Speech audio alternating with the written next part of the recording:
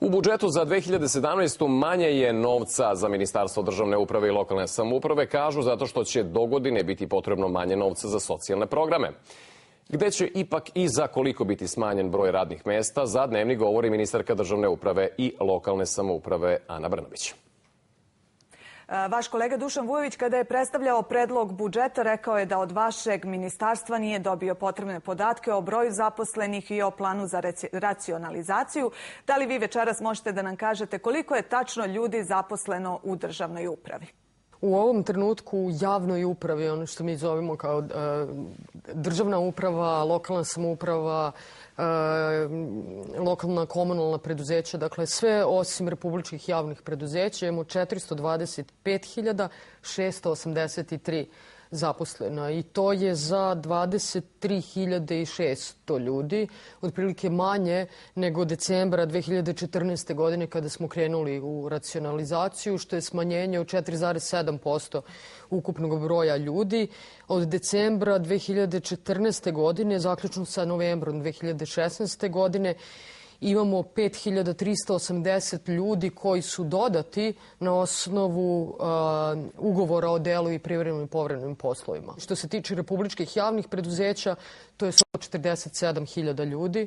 Dakle, i to je ono što će 2017. biti fokus dalje racionalizacije. A koliko je tih ljudi otišlo u penziju, a koliko je uzelo socijalni program? Stvarno ne bi išla u brojeve u tom smislu. Nije mi bilo relevantno, najiskrenije da vam kažem, i važno nam je da smo ispunili sve što je dogovoreno sa Međunarodnim monetarnim fondom, da smo napravili uštede u budžetu Republike Srbije.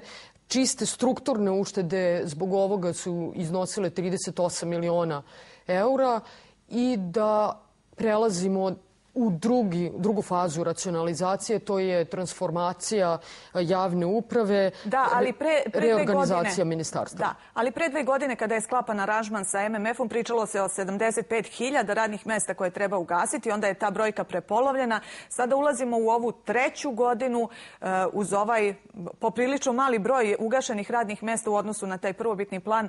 Šta je u sledećoj godini u planu? To je stvarno bilo odokativna jedna metoda određivanja koliko ima viška ljudi. I sad ću da vam kažem dokaz da je to bila odokativna metoda. Ako smo mi od tog trenutka smanjili javnu upravu za 23.600 ljudi i u ovom trenutku imamo državnu upravu, aparat koji na 100 stanovnika ima 6,5 državnih službenika, što je mnogo manje nego Evropska unija koja ima 8,5, onda to dovoljno govori o tome da vi sa 75.000 ljudi ne bi više imali državnu upravu, vi ne bi mogli da pružate usluge građanima i privredi. Sada se i Ministarstvo građevine i Ministarstvo privrede zajedno sa kabinetom premijera jako imaju veliki fokus na racionalizaciju u republičkim javnim preduzećima. Već u železnicama najavljeno nekih 3.000 ljudi. Mislim, ako se ne varam, nekih 2.500 u EPS-u, ali opet da ne ulazim u stvari koje nisu moj resor. Za 2017. kod nas je to neka brojka od 5.000 ljudi. I tu će najveći fokus u 2017. biti na Ministarstvu prosvete i Ministarstvu zdravlja, da se smanje nemedicinski radnici, a istovremeno se poveća broj medicinskih radnika. U pismu koje je vlada dostavila MMF-u stoji da će do sledećeg septembra broj zaposlenih u osnovnom i srednjem obrazovanju biti smanjen za 3%, a onda do narednog septembra za još 3%. Da li je to tačno?